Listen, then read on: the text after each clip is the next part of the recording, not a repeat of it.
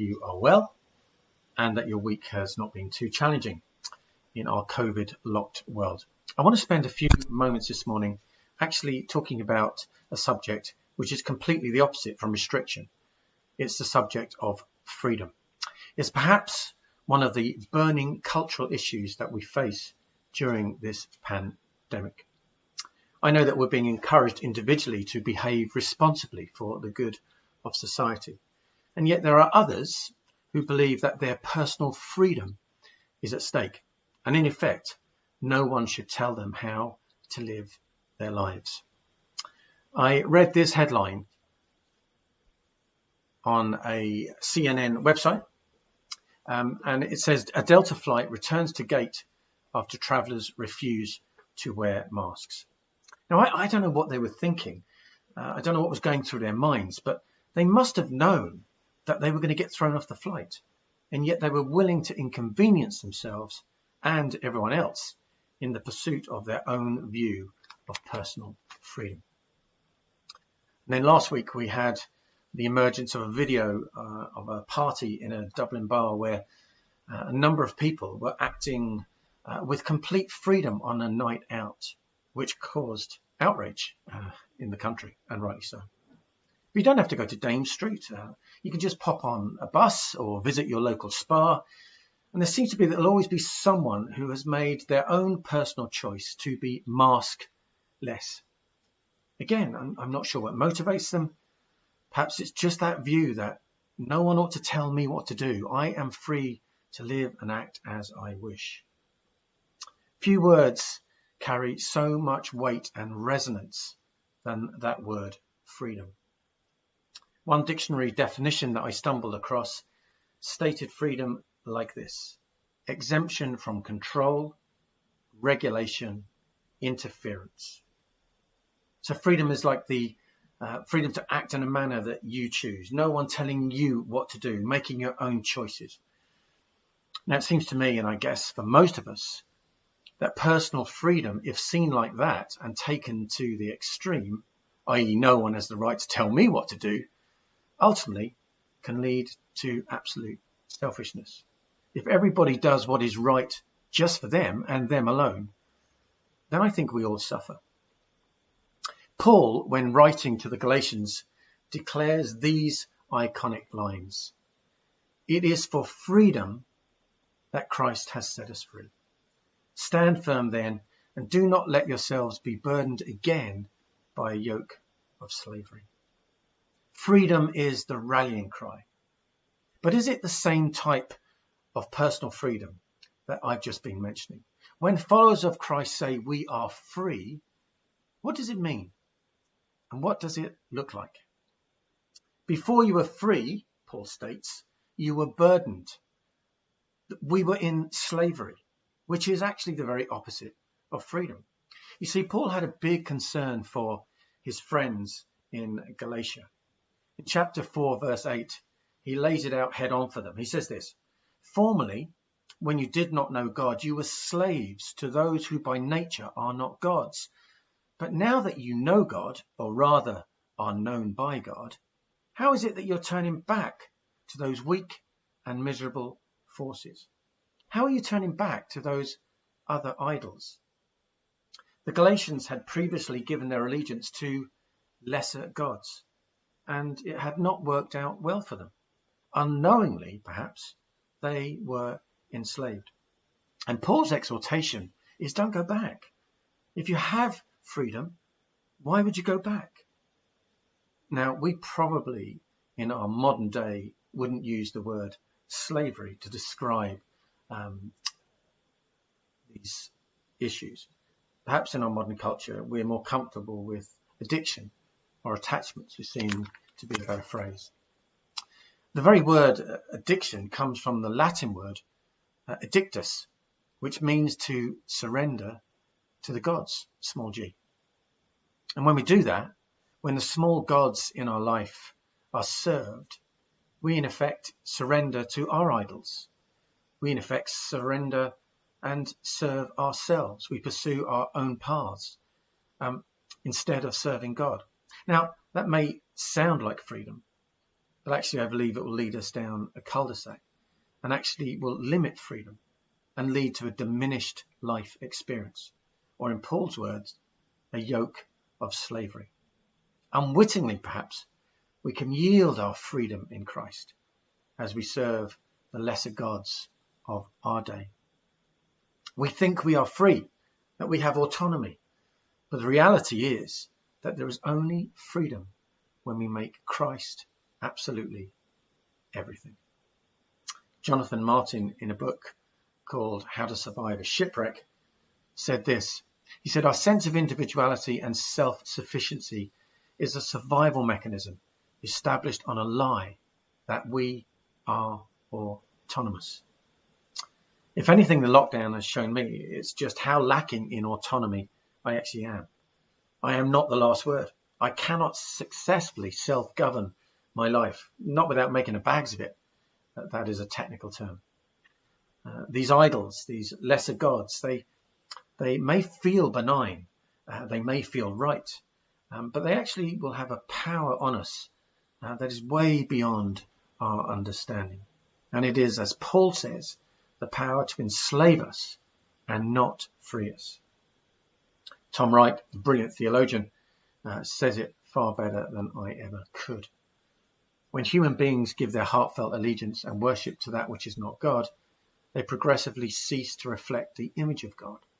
One of the primary laws of human life is that you become like what you worship. What's more, you reflect what you worship. The idea of my very own personal freedom, like to do as I please, is in fact the very opposite of what Paul is stating is on offer through knowing Christ. It's a completely different type of freedom.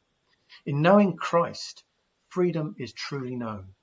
And that is a powerful concept that is deeply, deeply embedded in our souls. That's why the words of Jesus are so compelling and scary all at the same time. Matthew 16:24 and 25. Whoever wants to be my disciples must deny themselves. What? And take up their cross and follow me. For whoever wants to save their life will lose it. But whoever loses their life for me will find it. I mean, it just seems to be upside down thinking. It's why it's so challenging and yet so compelling all at the same time. Somehow freedom is ours when we joyfully submit, not believing our own truth, but actually submitting to a deeper truth. Or as they sing ad nauseum in Frozen, followers of Christ need to learn to let it go. Amos Smith wrote a book called Be Still and Listen, Experience the Presence of God in Your Life. He wrote this. He said, chemical and sexual pleasures, popularity, titles, and impressive hedge fund portfolios do not compare to the treasure of God's dominion within. The hidden treasure of God's indwelling presence is not subject to corruption and change. It's not tethered to the emotional roller coaster of attachments and aversions. The hidden treasure is categorically different. It echoes freedom through every nook of the soul and through the ages. It echoes freedom through every nook of the soul and through the ages. The call to live in freedom, I believe, is deeply lodged within you and me. And it is God's grace that keeps calling us back and back and back to pursue a life of freedom in Christ. It's a huge paradox, but if we want to be free, we need, with God's help, to willingly and voluntarily and with grateful hearts give up our rights. Now, logically, that doesn't make any sense, but theologically, it does. It's just not easy to see it. It's not easy to embrace it. That is why faith is required. God is at work in you and me, and he has freedom on his agenda. We are a work in progress, and God's desire is to gently release our grip on those things that stop us from being fully free. He wants to lead us into greater freedom and greater liberty. Eugene Peterson wrote a book called Run with Horses, The Quest for Life at its Best. And this is a wonderful quote. We don't yet see the results of what we are becoming, but we know the goal, to be like Christ, or in Paul's words, to arrive at being fully mature adults, fully developed within and without, fully alive like Christ, which sounds like freedom to me. We do not deteriorate. We do not disintegrate. We become. What a promise. I want to close with a short reflection. It's a kind of, what does freedom maybe look like? I want to show you a picture. It's a very, very well known painting. This is a picture called The Return of the Prodigal Son, drawn and painted by Rembrandt. And it depicts the return of the younger son in that famous parable. It's such a wonderful story, isn't it? But at times, because we know it so well, we can lose the power of this story. Remember, some time ago, I was captured by an expression used by Rob Bell as he described this story in one of his writings. And he asked this question: what story did each character tell themselves in this parable? What story did each character tell themselves as their story unfolded? For the younger son, I think he kind of had two stories. The first story was, I don't need anybody, and I certainly don't need my dad or my brother, and I'm getting out of here. But we all know how the story went. He completely messed up. And so now he had a different story he told himself. This was a story that carried huge shame with it because he'd messed up so badly. He told himself that he was no longer worthy to be a son of the Father. So he prepared and he rehearsed this story on the way home. And yet the Father had a completely different story he wanted his younger son to hear. It was a story of a robe. It was a story of a ring. It was a story of a party. And he didn't even wait to hear the younger son's story before he embraced him with tears. Two different stories. One that the younger son believed, and yet one that the Father held about his younger son. The older son also had his story well rehearsed.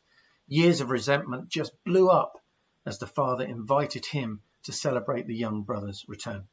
You never once had a party for me. I've never let you down. What do I get? Nothing. His story was of a father who had overlooked him. His story was of a father who did not appreciate him. His story was of a father who actually drove him like a slave master and worked him hard without thanks. And yet the Father's story was, but all of this is yours. I mean, I have always been with you. I would never hold anything from you. You just had to ask. Two stories. The father's story, the older brother's story. In both instances of both those sons, the father's story was completely different to the two sons. It was a story of inclusion. It was a story of embrace. It was a story of unmerited favour, of celebration, of acceptance, which in my ears sounds like freedom. Rob Bell wrote this on this story. He said, we all have our version of events. Who we are, who we aren't, what we've done, what that means for our future, our worth, value, significance, the things we believe about ourselves that we cling to despite the pain and agony they're causing us. As I pondered this story again, it seems to me that the difference between the younger son and the older son was that the older son held on to his story, his view, his way of seeing things. And although the father urged him to see things differently, his choice was to continue to believe and listen to his own story, his own version, and he remained outside the celebration. The younger son embraced his father's story and discovered two things: freedom and a really good calf burger. So, if you are like me, and I pray to God that you're not, you might tell yourself a story from time to time. I know I certainly do. Many times I rationalize my lack of conviction. At times I complain. At times I count myself out of his story due to my unfaithfulness. But it seems to me that the Father is desperate to speak a different story over you and me. Perhaps we might just hear a whisper from time to time, sometimes just an echo that is just resonant in our minds.